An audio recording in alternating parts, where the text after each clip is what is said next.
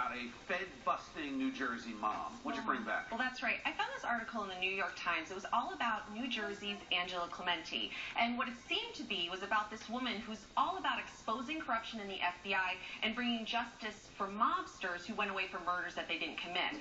Well, I was immediately curious. I found her online. I called her. And what I learned is there is so much more to Angela Clemente's story. I think that the New York Times missed the most important part.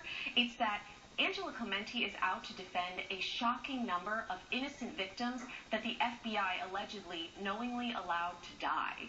So I went to Angela's home in New Jersey. She took me into her house. We went upstairs to her office together. She told me that she believes there has been massive systemic corruption. I have at least 67 murders, 39 I've confirmed though, that were committed while they were being paid by FBI as informants for them.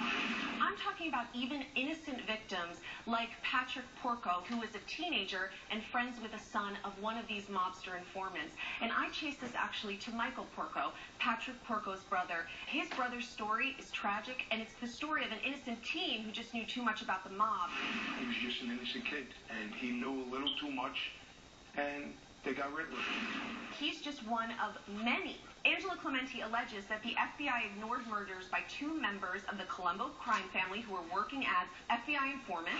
They absolutely turned a blind eye, and they absolutely knew.